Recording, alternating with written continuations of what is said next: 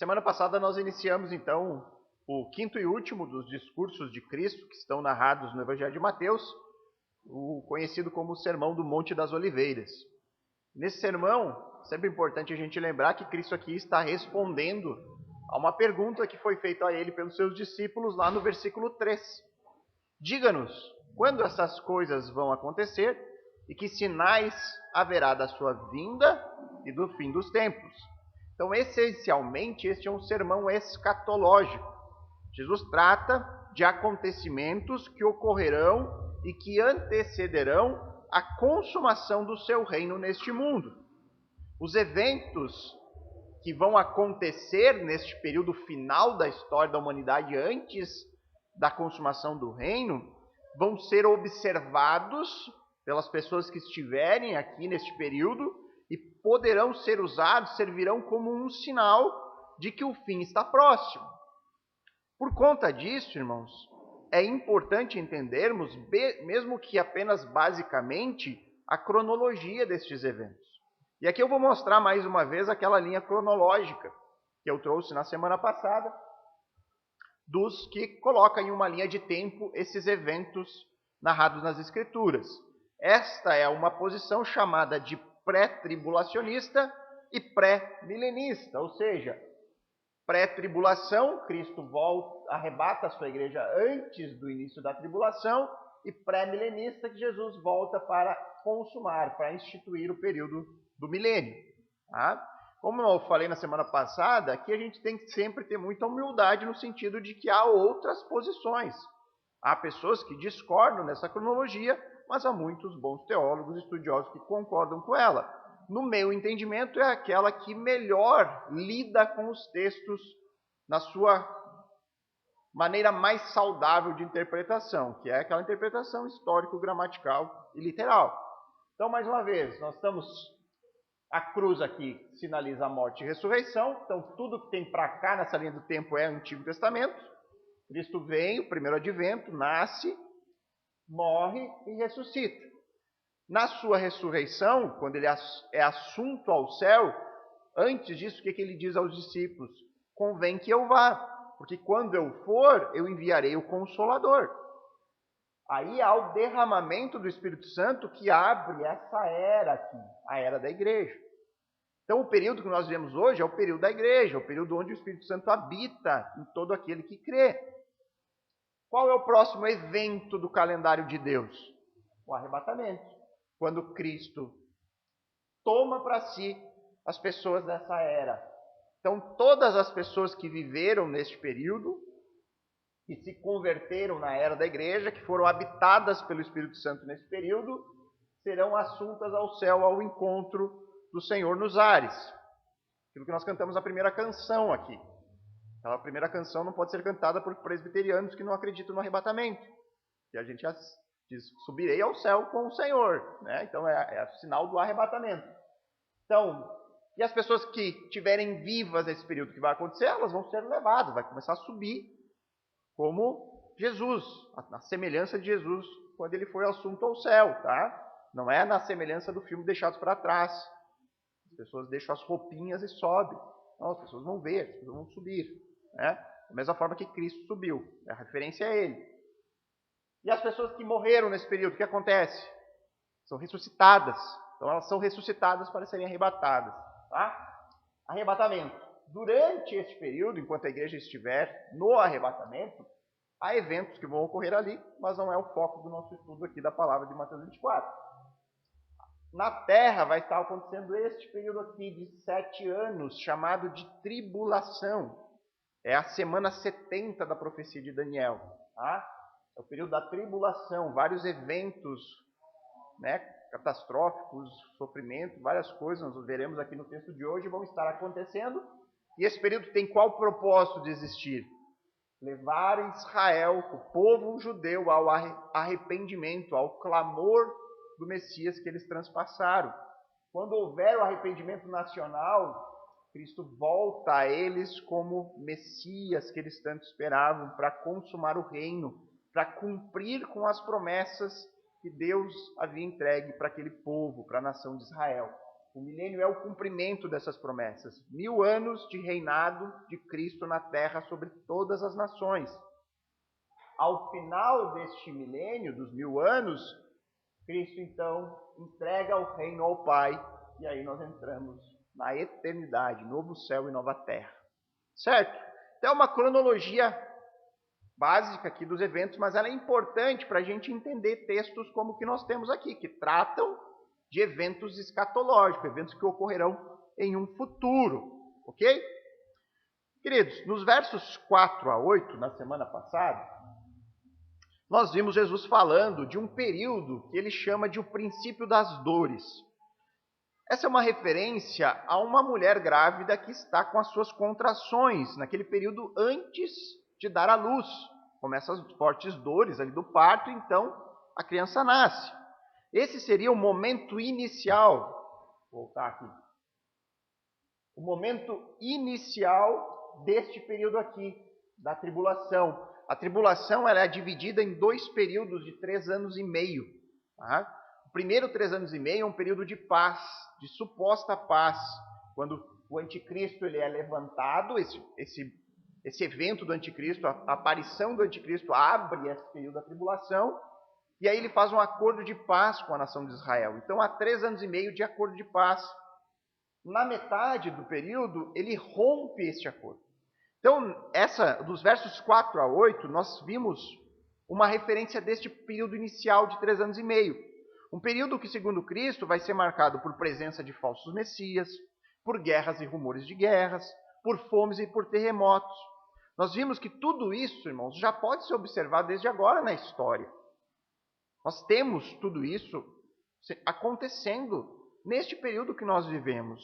Entretanto, irmãos, muito mais como uma consequência daquilo que o pecado faz com o mundo, do fato de o pecado reinar, e nós não conseguimos viver em um mundo perfeito por conta do pecado, do que como eventos que sinalizam algo, eventos singulares que conduziriam os discípulos a o fim está próximo, olha só, está acontecendo. Guerras, rumores de guerra acontecem desde sempre. Falsos profetas, falsos mestres, falsos pastores ocorrem desde sempre. Seria difícil que esses sinais que nós observamos hoje pudessem sinalizar algo que vai acontecer.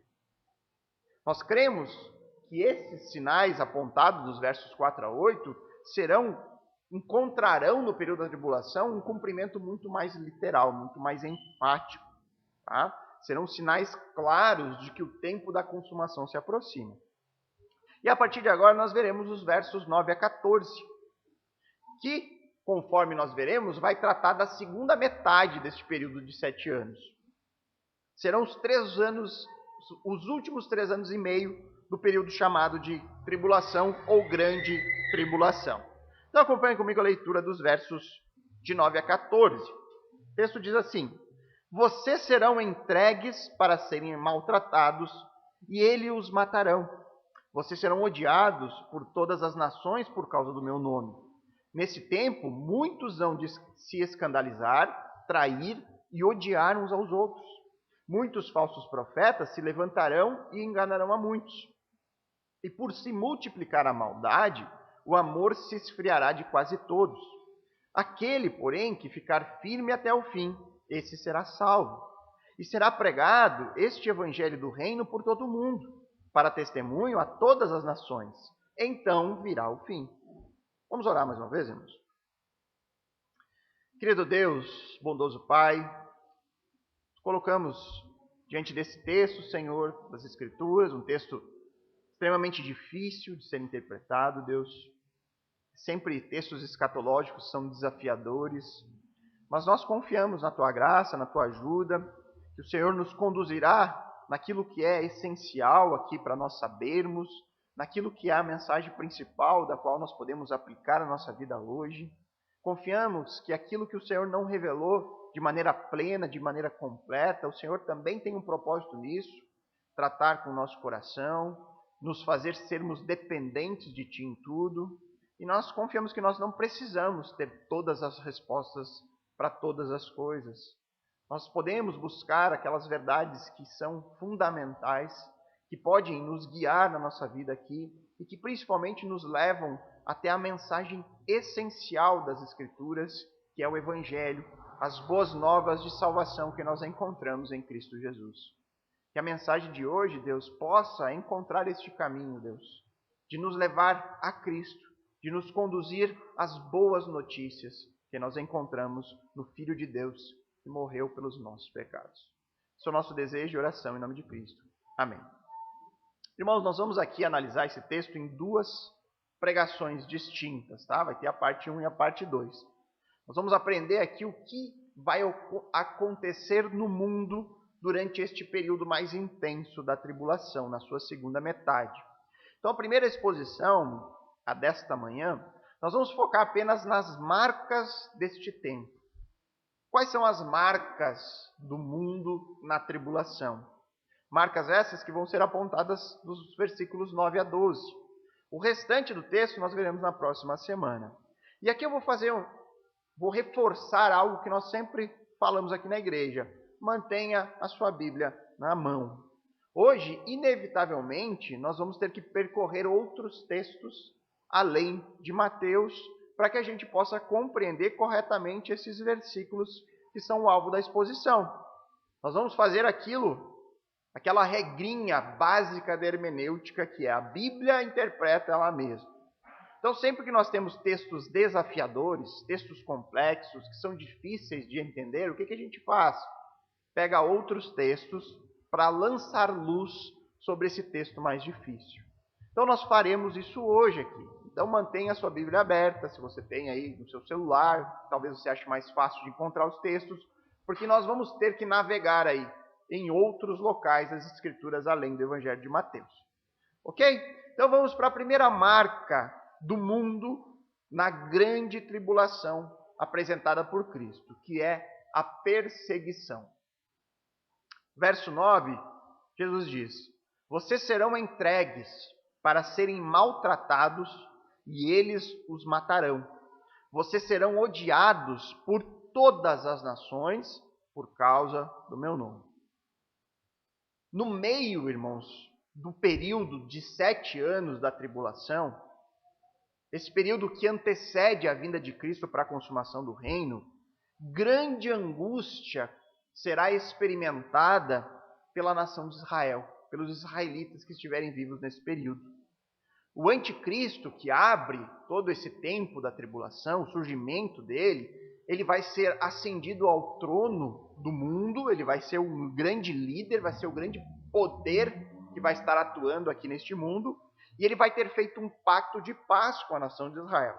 Mas ele vai quebrar esse pacto na metade desses 7 anos. Tudo isso nós encontramos no livro de Daniel. Então, se você quiser abrindo a sua Bíblia em Daniel 9, corra para lá, para que a gente vai precisar trabalhar alguns textos aqui deste profeta. Profeta Daniel, capítulo 9. Já vão abrindo aí, que eu já vou começar a citar alguns textos e você vai poder acompanhando.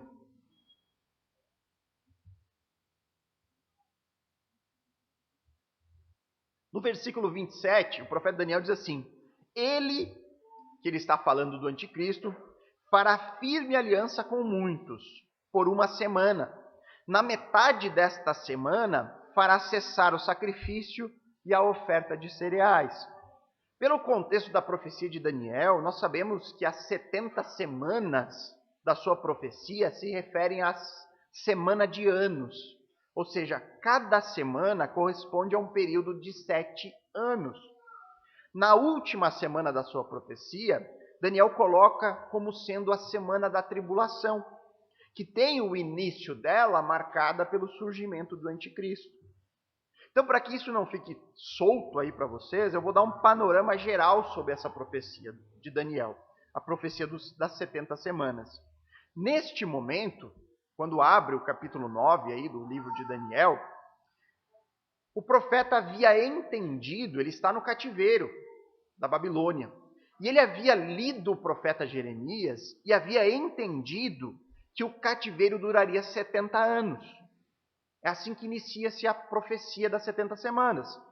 Ele lê Jeremias, ele está no cativeiro e ele percebe. Jeremias profetizou que este tempo que nós hoje estamos vivendo, de cativeiro, vai durar 70 anos.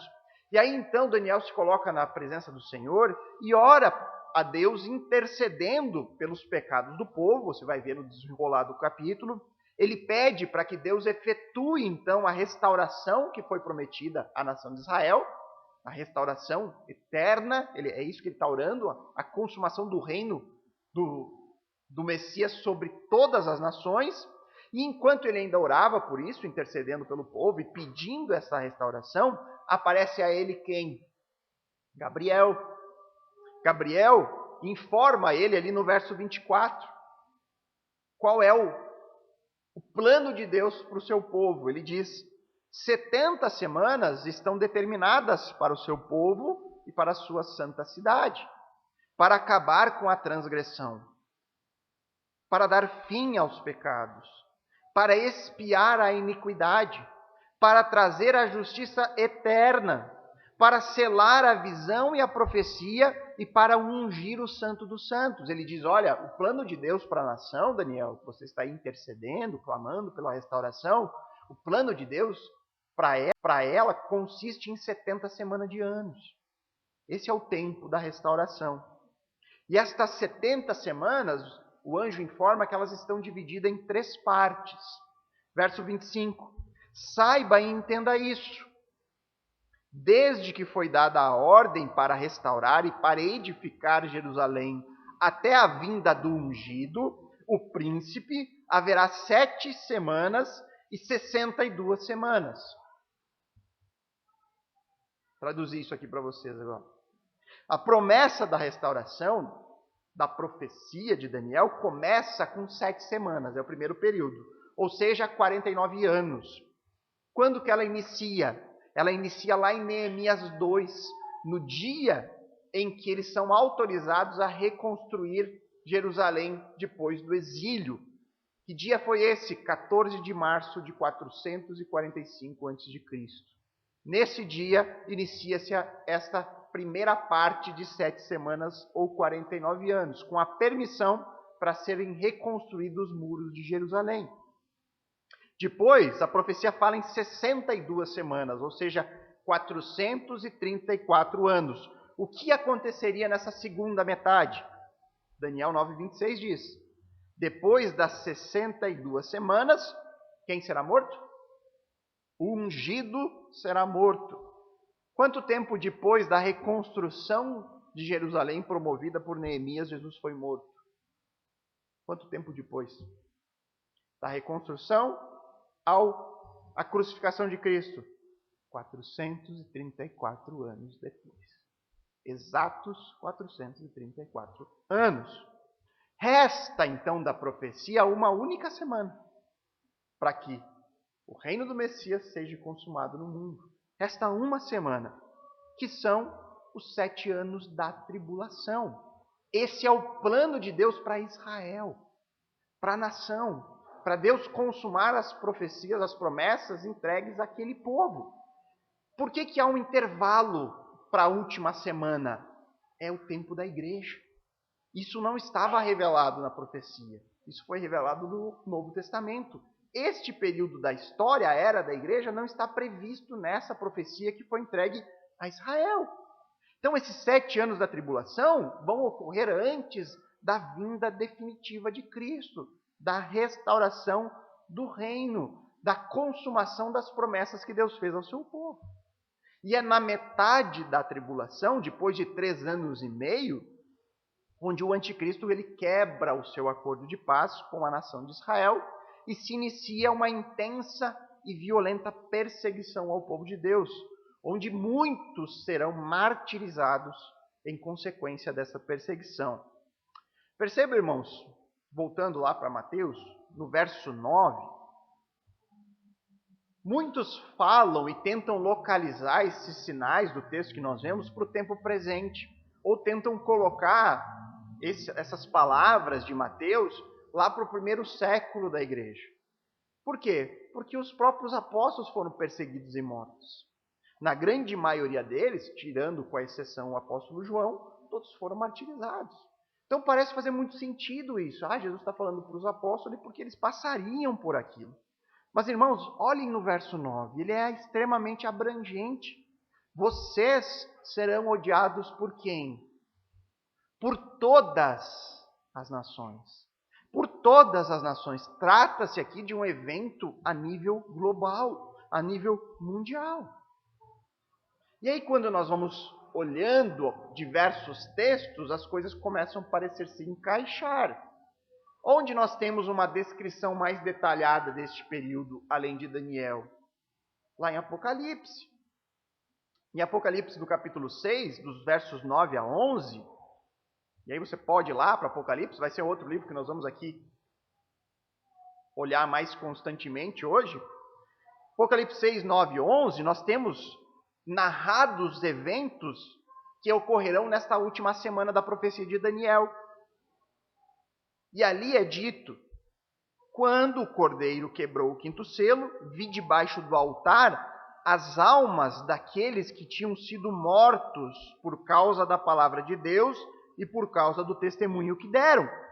Clamaram em voz forte, dizendo: até quando, ó soberano Senhor, santo e verdadeiro, não julgas, nem vingas o nosso sangue dos que habitam sobre a terra? E então cada um deles foi dado uma veste branca, e lhe foi pedido que repousassem ainda por um pouco tempo, até que também se completasse o número dos seus conservos e seus irmãos que iam ser mortos como eles tinham sido. Ou seja, nesse período da tribulação, conforme os eventos narrados em Apocalipse, mostra um número enorme de mártires, pessoas que foram mortos por causa de Deus. Depois, em Apocalipse 12, aqui eu não vou ler os textos, tá, irmãos? Só vou citar aqui para que você marque aí, pode ler depois. Em Apocalipse capítulo 12, versos 12 a 17, e Apocalipse 13, versos 1 a 10, a profecia também trata nesses textos de uma intensa perseguição que sobrevirá sobre todos aqueles que estiverem unidos à esperança da restauração messiânica. Todos aqueles que estiverem testemunhando sobre a chegada do reino que se aproxima. Intensa perseguição virá. Então essa é a marca primeira deste mundo na tribulação. Segundo as palavras de Jesus aqui nesse sermão, e segundo as profecias que tratam deste período da história, haverá uma perseguição mundial e violenta ao povo de Deus.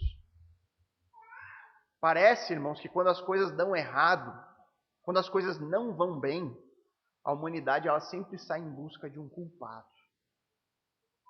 Não será a primeira vez que a humanidade, caída, em pecado, vai encontrar em Deus e no seu povo aqueles que eles acham que são culpados. Não vai ser a primeira vez que isso vai acontecer, mas vai ser a última. Será a última. Então a próxima marca do mundo na tribulação, ela está intimamente ligada àquilo que nós acabamos de ver, que é o império do ódio. O verso 10 diz: neste tempo, muitos hão de se escandalizar, trair e odiar uns aos outros. Neste tempo da tribulação, um período que é marcado por falsos cristos, por guerras, por intensa fome, por abalo sísmico, tudo isso nós vimos na semana passada. Nesse tempo que será de angústia e de calamidade, vai ocorrer aquilo que eu acabei de falar, que é algo muito comum na história, mas que vai se intensificar nesse período de uma forma como jamais foi visto. As pessoas que desprezam a Deus e a sua palavra buscarão por um culpado diante de tanto sofrimento que estará presente neste tempo. Da mesma forma como Nero fez quando ele colocou fogo em Roma e encontrou nos cristãos as pessoas ideais para colocar a culpa, como a Alemanha nazista colocou sobre os judeus a culpa dos problemas do seu país, em uma visão extremamente influenciada pelo darwinismo, presente nas escolas de hoje, uma ideia de raças mais evoluídas. Os ímpios, durante a tribulação, buscarão e encontrarão no povo judeu o culpado. Por isso, eles serão perseguidos sobremaneira. Eles serão entregues para serem mortos, como se fossem os responsáveis pelo sofrimento neste tempo. Haverá, durante a tribulação, aquilo que eu chamei aqui de um império do ódio, do império da traição. Além disso, o verso também diz ali no início que muitos vão se escandalizar. Ou seja, muitos simpatizantes do cristianismo, do judaísmo, talvez até pessoas que diziam crer em Jesus, vão tropeçar neste período. Vão se afastar de qualquer ligação com o Messias dos judeus e vão se colocar do lado daqueles que perseguem, daqueles que traem, daqueles que odeiam o povo de Deus. Muitos pensam e ensinam que tudo isso são marcas do nosso tempo presente. E de fato, Jesus disse que nós conviveríamos com conflitos, com oposição, com ódio daqueles que rejeitam a Cristo e a palavra de Deus no seu coração. Jesus havia dito lá em Mateus 10, versos 34 e 36, não pensem que eu vim trazer paz à terra. Não vim trazer paz, mas espada. Pois vim causar divisão entre o homem e o seu pai, entre a filha e a sua mãe, entre a nora e a sua sogra. Assim, os inimigos de uma pessoa serão os da sua própria casa. Jesus alertou sobre isso. Jesus afirma aqui que a sua missão neste mundo atrairia oposição, atrairia perseguição, divisão. No tempo presente, neste período da igreja, a reação normal do mundo é rejeitar o Messias, é rejeitar a promessa de um reino. De uma maneira tão violenta, Cristo diz que famílias vão se dividir e uma discórdia sobre isso. É uma oposição, uma rejeição natural de um mundo dominado pelo pecado, que vive violentamente contra Deus e sua palavra. Quem se posicionar ao lado do Messias, quem carregar o nome de Cristo junto ao seu, deve esperar agora mesmo enfrentar a oposição. E Jesus diz até mesmo da sua casa, dos seus familiares.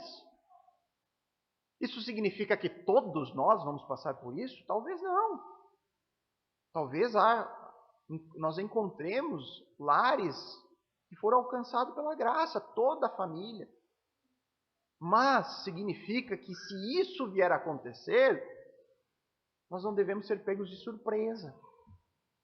Deus falou que essa seria uma realidade e uma possibilidade. Agora, por que o texto de hoje, de Mateus 24, não está tratando deste tipo de ódio e perseguição que nós hoje podemos sofrer e, em alguns casos, pode até acontecer dentro da sua própria casa? Porque a gente não pode jamais esquecer aquilo que Jesus está respondendo. Qual é a pergunta dos discípulos no verso 3? Quais são os sinais do fim dos tempos? O que vai acontecer no período que antecede a consumação? Como nós poderemos identificar que este tempo está próximo? E aí Jesus está dando sinais, eventos específicos que ocorreram na história, sendo que ao final do verso 14, Cristo ele é extremamente claro. Depois que tudo isso acontecer, então virá o fim. Sinais, e aí então virá o fim. Pessoas que carregam o nome de Cristo em nossos dias sofrem perseguição. São odiados muitas vezes. Isso é uma realidade. Jesus disse que isso também aconteceria. Só que isso ocorre como resultado de um mundo em rebelião, um mundo em oposição, que vive constantemente contra tudo aquilo que é verdadeiro, justo e bom. Entretanto, irmãos, quando nós ligamos os textos escatológicos, numa interpretação normal, parece que a tribulação será um momento ímpar da história. Haverá o império do ódio. Algo nunca antes visto. Será singular. Será um evento mundial. Será realmente, para aqueles discípulos que estiverem aqui, um sinal claro de que o tempo da consumação se aproxima. Isso vai encorajar as pessoas ali a se manterem firmes. Está chegando. Vamos contar no relógio. Se aproxima. Vamos perseverar. Sendo que muito deste ódio singular nesse tempo de tribulação vai ser fomentado pela terceira marca do período. A mentira. É a terceira marca do mundo na tribulação. O verso 11 diz que muitos falsos profetas se levantarão e enganarão a muitos. Então, neste tempo, se levantarão, irmãos, vários gurus espirituais que vão conduzir o mundo ao erro. Esses falsos profetas, eles atuarão convencendo muitas pessoas de que o caminho a ser seguido é o do ódio e o da perseguição ao povo de Deus. E agora eu peço que vocês abram suas Bíblias em 2 Tessalonicenses, no capítulo 2. 2 Tessalonicenses, capítulo 2.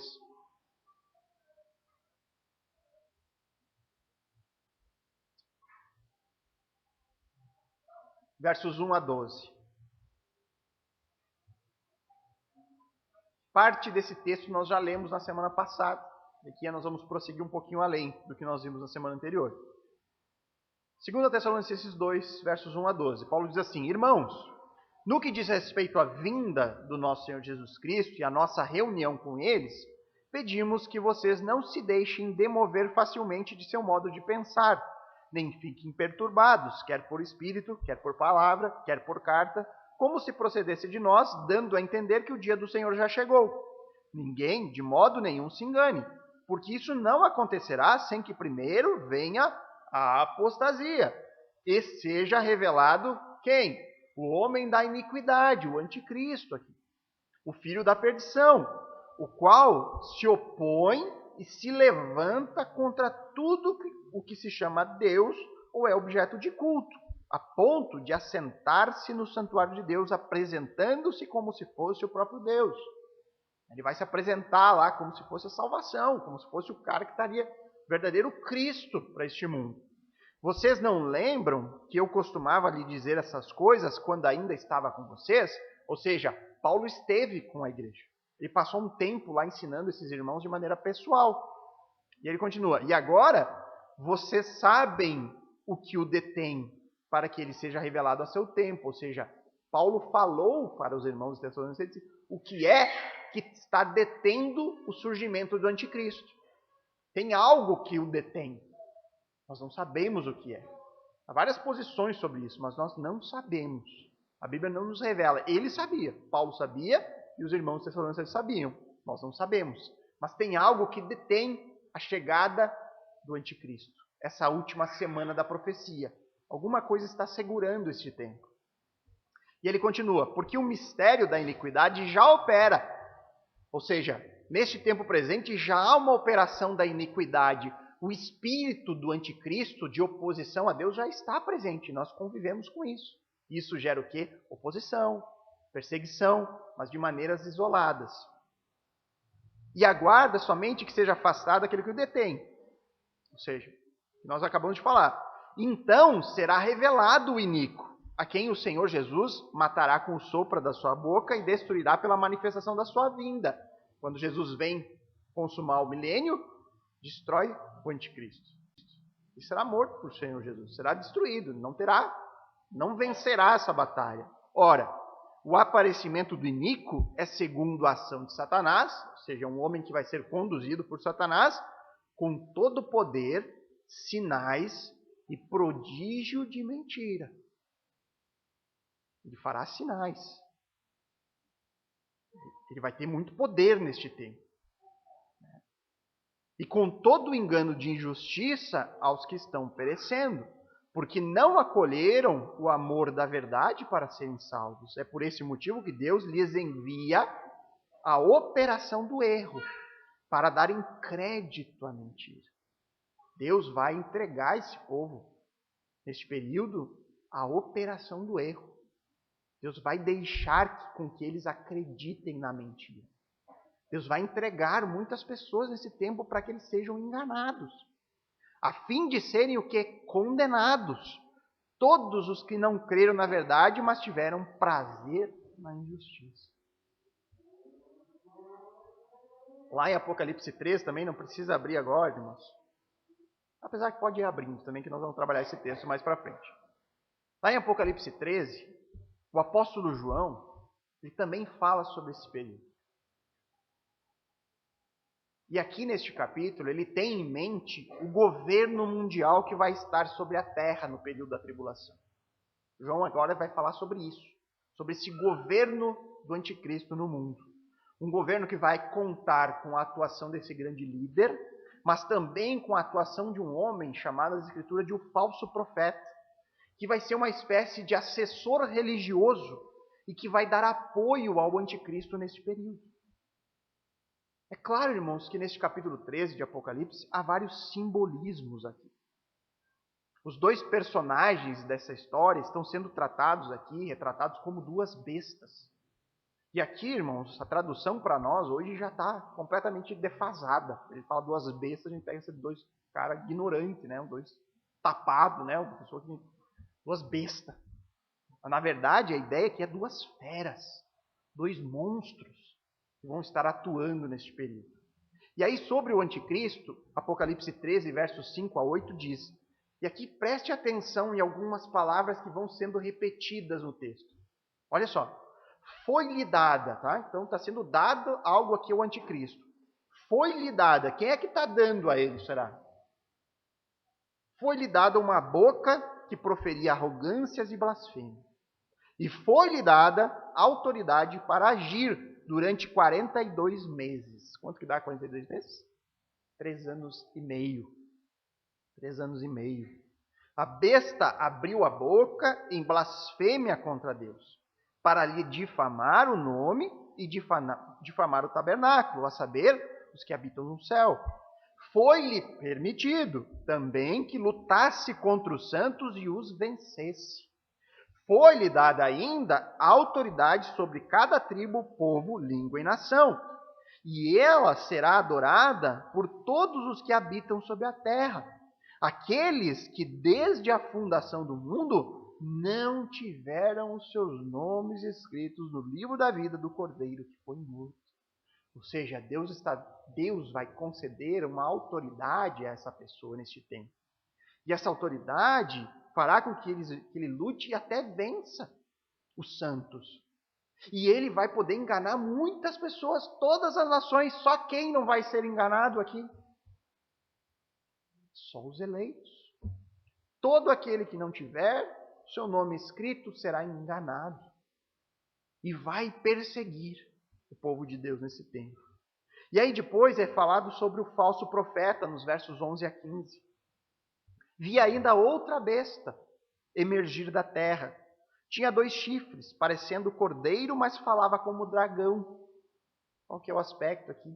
Parece ser uma boa pessoa, parece ser cordeiro, mas ele fala como um dragão. Tem aparência, mas ele não é aquilo que ele aparenta.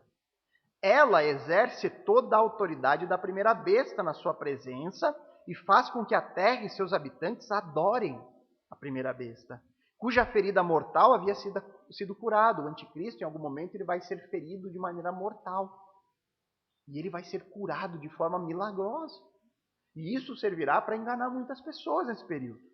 Também opera grandes sinais, de maneira que até faz descer fogo do céu sobre a terra, diante de todas as pessoas. Olha só o que ele vai fazer nesse período. Descer fogo do céu. Seduz aqueles que habitam sobre a terra por causa dos sinais que lhe foram permitidos realizar diante da besta, dizendo aos que habitam sobre a terra que façam uma imagem à besta, aquela que foi ferida à espada e sobreviveu. E lhe foi concedido poder para dar vida à imagem da besta, para que também a imagem da besta falasse e fizesse morrer todos os que não adorassem a imagem da besta. Terrível, irmãos. Nós hoje, queridos, nós podemos presenciar a operação do erro ocorrendo entre nós, no nosso mundo. Pessoas que hoje se cercam de falsos líderes. Pessoas que buscam falsos pastores, querendo ouvir a mensagem que elas querem ouvir. Evangelho da prosperidade, falso cristianismo baseado em experiências emocionais, falsos milagreiros que estão aí curando pessoas de dor de barriga, dor de cabeça. promessa de sucesso, suposta nova revelação, isso tudo ocorre no nosso tempo. Mas tudo isso que nós vemos hoje, irmãos, é fichinha. Quando nós comparamos aquilo que as Escrituras revelam sobre essa operação do erro que vai estar presente no tempo da tribulação. Quando nós vamos para as profecias, a gente fica apavorado. Ali haverá um elemento verdadeiramente sobrenatural acontecendo. Se tivesse uma única pessoa nos nossos dias fazendo descer fogo do céu, irmãos, quantas pessoas estariam no culto deste homem hoje? Multidões, milhares e milhares de pessoas seguindo este profeta que faz descer fogo do céu. No tempo da tribulação, irmãos, haverá esse elemento sobrenatural. Algo que fará a humanidade ficar de joelhos diante dessas pessoas, dessas figuras, Satanás, do anticristo e do falso profeta. Mas como o texto bem mostra a nós, irmãos, tudo isso vem com a permissão do Senhor. E foi-lhe dado, e foi-lhe concedido, e foi-lhe autorizado. Tudo isso faz parte do plano de Deus. Tudo isso foi revelado a nós que aconteceria. A gente não pode esquecer jamais disso. O Senhor está no controle de tudo. A quarta e última marca deste tempo da tribulação é o amor suprimido. O verso 12 diz: e por se multiplicar a maldade, o amor se esfriará de quase todos. Segundo este texto aqui, irmãos, de Mateus, neste período da tribulação vai aumentar, vai se multiplicar a anomia. Lembra daquela palavrinha grega? Nós já falamos aqui em outros cultos. É uma palavrinha que pode ser traduzida também por iniquidade. Ela tem o sentido literal de viver desafiando a lei de Deus. Viver como se não tivesse que prestar contas da sua vida. É uma oposição aberta e declarada contra o Senhor. Esse tipo de conduta que despreza a lei, que ignora a existência de Deus, que renuncia a qualquer absoluto moral, ela vai estar presente como nunca na tribulação. Perceba que o texto ele fala em multiplicar a anomia. Ou seja, ela existe agora. Ela está presente entre nós. Pessoas já vivem desta forma, se opondo a Deus. Porém, na tribulação, isso será intensificado. Se multiplicará de tal forma que o amor se esfriará de quase todos. Terrível. E uma boa demonstração disso aqui acontecendo, nós podemos encontrar também no relato do apóstolo João deste tempo da tribulação, lá em Apocalipse 11. Apocalipse 11, versos 7 a 10.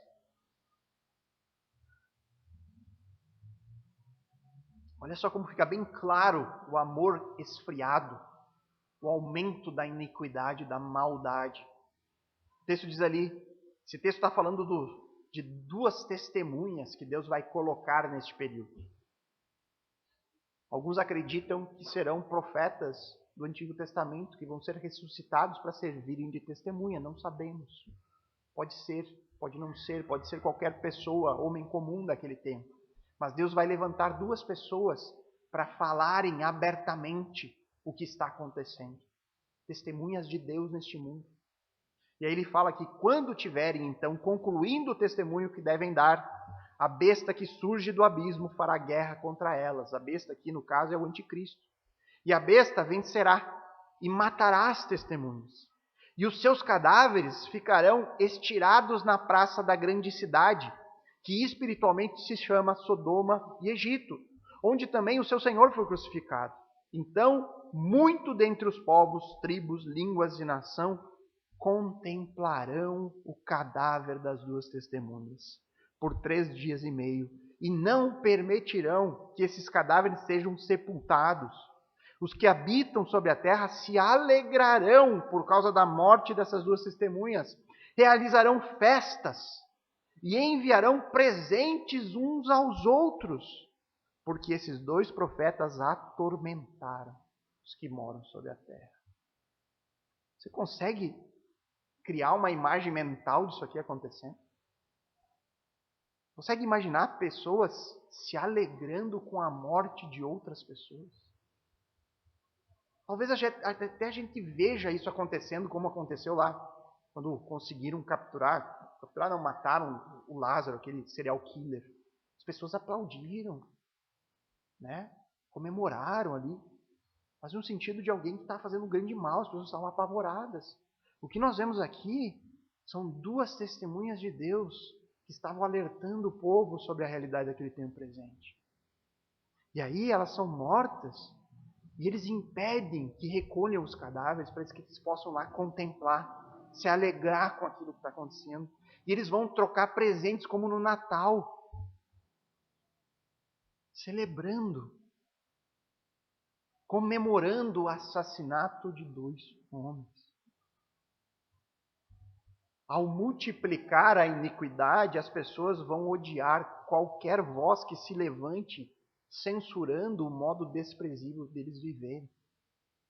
De tal forma que quando essas 2 vozes proféticas forem caladas, haverá grande festa. Apenas porque eles não queriam mais ouvir falar sobre Deus, sobre o juízo que cairá certamente sobre todos eles. Assim como fizeram com Cristo, os religiosos. Nós precisamos calar esse homem que nos censura. Nós queremos viver do nosso jeito. Vamos celebrar o fim dessas pessoas que nos atormentaram falando verdades. E nisso nós encontramos aqui as 4 marcas que, segundo Jesus, acompanhará o mundo na tribulação. A perseguição, o ódio, a mentira e o amor suprimido pela iniquidade. Que terrível tempo. E essas marcas deste tempo da tribulação nos mostram, irmãos, uma urgente verdade para os nossos dias. Tudo isso aqui, irmãos, tem que nos deixar de cabelo em pé. Isso aqui tem que nos trazer temor, de medo mesmo, do que vai acontecer. Mas que esse medo sirva para nos mostrar algo urgente. O tempo de buscar o Senhor é agora. O tempo de buscar o Senhor é agora. Como diz Isaías 55:6, busquem o Senhor enquanto Ele pode ser encontrado. Invoquem-no enquanto Ele está perto. O que esse texto de Isaías nos ensina? Que haverá um momento na história em que Deus não poderá mais ser encontrado. Esse texto fala especificamente do período da tribulação? Não, ele não fala sobre o período da tribulação. Mas, irmãos, se nós estivermos certos em relação à cronologia dos eventos, onde o arrebatamento da igreja ocorre antes deste tempo da tribulação, você realmente acha que quem rejeitou a Cristo nos nossos dias, sem termos grandes dificuldades, vão crer naquele período? Essas pessoas vão estar vivendo num tempo marcado por perseguição, ódio, mentira e amor suprimido. A tribulação é um período em que Deus ele vai estar tratando com a nação de Israel, levando-os ao arrependimento. Mas é também um período que a Bíblia descreve como Deus derramando a sua ira sobre as nações. Os textos que nós lemos, eles são muito claros, queridos. A tribulação, ela não vai ser terrível porque será o tempo da ira do anticristo. Ela não vai ser terrível porque é o tempo da ira de Satanás. É o tempo da ira do falso profeta. Será terrível porque será o tempo da ira do Senhor. Olha só o que Isaías fala desse tempo. Lá em Isaías 26, versos 20 a 21, ele diz assim: meu povo, está falando desse período do dia do Senhor. Ele diz assim: meu povo, entrem nos seus quartos e tranquem a porta. Esconda-se por um momento até que passe a ira. Pois eis que o Senhor sai do seu lugar para castigar a iniquidade dos moradores da terra. A terra deixará aparecer o sangue que embebeu e não encobrirá mais aqueles que foram mortos. Deus fala ao seu povo, olha, nesse período, se tranque no quarto. Fechem os olhos para o que vai acontecer sobre as nações, porque a ira do Senhor estará ali. O Senhor sairá do seu lugar para castigar a iniquidade deste mundo. Em Joel, capítulo 1, verso 15, ele também fala, que dia! Que dia, ele diz. Porque o dia do Senhor está perto.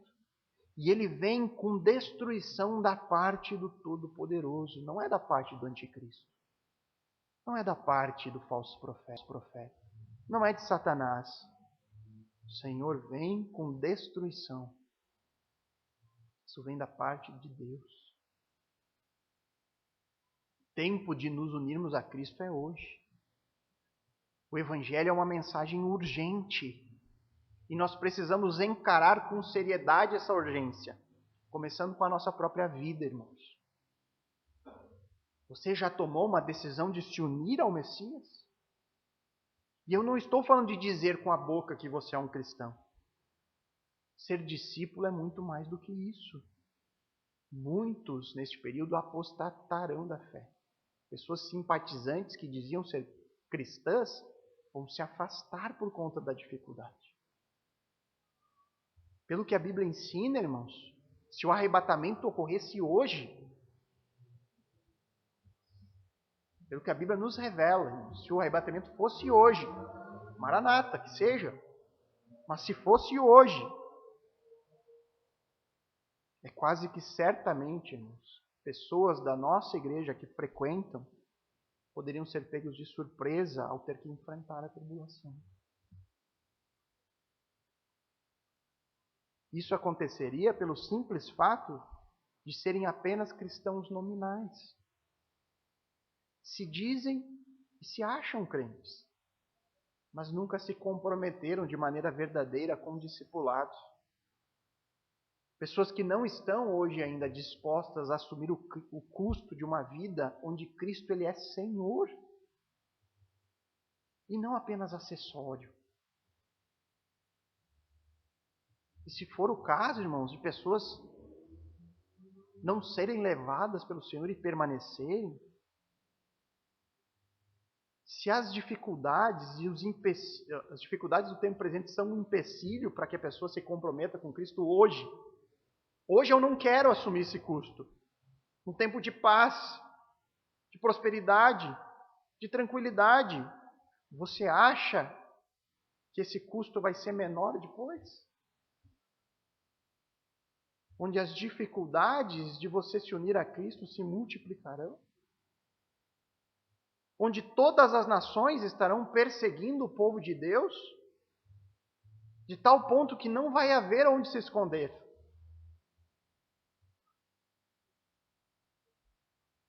Tenho plena certeza, queridos, se hoje nós enfrentássemos perseguição, como muitos cristãos ao redor do mundo enfrentam hoje, nós não estaríamos todos aqui. Essa igreja estaria bem mais vazia. Sei disso. Se nós estivéssemos aqui correndo risco, provavelmente nem todos estariam aqui. O tempo de se unir a Cristo é hoje. Ou Jesus ele é Senhor sobre a sua vida, ou ele não é nada. Você precisa entender as consequências disso. Isso é urgente. Eu não vou ser um pastor que deixa pessoas confortáveis no seu estilo de vida mundano. Que Deus não permita, irmãos. Que todo o domingo você seja incomodado. Que todo domingo você se sinta constrangido. Porque eu não quero ter nenhuma participação, irmãos, em pessoas que viveram sendo encorajadas a se acharem cristãs, mas não tinham nenhum compromisso com Cristo. Eu quero que você fique bravo comigo, incomodado, se esse for o preço de atrair a sua atenção. Se esse for o preço a lhe fazer cair em si. Agora, irmãos, se você já depositou a sua confiança em Cristo, se você hoje está unido a Ele em um relacionamento pessoal discipulado, que passa por se arrepender dos seus pecados, reconhecer aquilo que o pastor Adriano falou, eu não mereço, eu não sou bom, o que eu mereço é condenação, o que eu mereço é realmente estar na operação do erro, porque o meu coração era assim, mas o Senhor me alcançou. Se você entende isso, se arrepende, passa cada vez mais a querer conhecer o seu Senhor Jesus Cristo, porque conhecendo a Ele, a sua palavra, você sabe como você deve viver, como você pode obedecer os seus ensinamentos, que passa em se unir a irmãos e congregar com pessoas que igualmente confessam a sua fé no Messias. Se você hoje já faz isso, se você tem convicção de ser verdadeiramente um crente no Senhor Jesus, então também entenda a urgência da proclamação do Evangelho. O tempo de anunciar também é agora. O tempo de orar pela salvação de pessoas que você ama é agora. É muito melhor que o mundo lhe considere um crente chato, um maluco, alguém que só fala nisso. Ah, só Jesus, meu Deus, toda hora ele quer me pregar o Evangelho. É muito melhor isso, irmãos, do que nós vivermos com o peso de não ter anunciado mais. Viver com o peso de não ter clamado mais. De não ter orado mais por pessoas que nós amamos. O tempo é agora, irmãos. A mensagem do Evangelho é urgente. Não se esqueça, busque ao Senhor, enquanto Ele ainda pode ser encontrado. Vamos orar.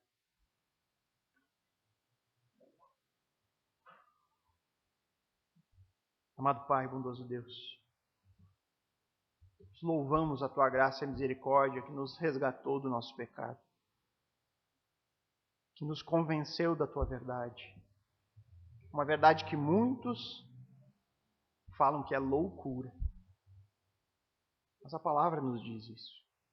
O mundo, em oposição a Deus, vai olhar ao Evangelho, a mensagem da cruz, as Escrituras, e vai dizer: tudo isso é loucura. Mas para quem é salvo, tudo isso é poder de Deus. Nós nos alegramos por saber que o Senhor é soberano e tem um plano para este mundo. Um plano que inclui um tempo de intenso sofrimento. Um tempo de ira do Senhor sobre as nações. Mas será um tempo de restauração, consumação das Tuas promessas. O Senhor nos revelou isso para o nosso próprio bem. Nós precisamos crer e confiar. Precisamos abraçar a mensagem de salvação hoje, no tempo presente. Não deixe que o nosso coração se engane sobre isso, adiando para amanhã um compromisso que precisa ser feito hoje. Pai, estenda a Tua misericórdia sobre todos nós. Eu oro aqui também por todos os nossos familiares e amigos. Senhor, traz salvação aos nossos lares. Nós queremos ser aqueles que serão elevados, guardados desse tempo presente, desse tempo da tribulação, conforme nós analisamos. Nós queremos ser aqueles que estaremos com o Senhor eternamente, guardados no seu infinito amor. Nos ajuda, Senhor. Abre os nossos olhos. Se há qualquer um de nós aqui que ainda não confia no Senhor Jesus como o único e suficiente Salvador, que esta mensagem acerca da tribulação sirva como um instrumento para isso. Opera com o Teu poder, Deus, por meio da Tua palavra e do Teu Espírito. E nos ajuda a perseverar, Senhor, mesmo diante de tempos difíceis que possam vir já no tempo presente, que o Senhor nos ajude a confiar, a não olhar nas circunstâncias, a buscar sempre colocar os nossos olhos naquilo que o Senhor nos promete na eternidade, onde nós viveremos eternamente contigo para sempre. E eu oro aqui, Senhor. Vem, Deus. Vem, Senhor Jesus. Vem nos resgatar deste mundo mau. É o que pedimos em nome de Cristo. Amém.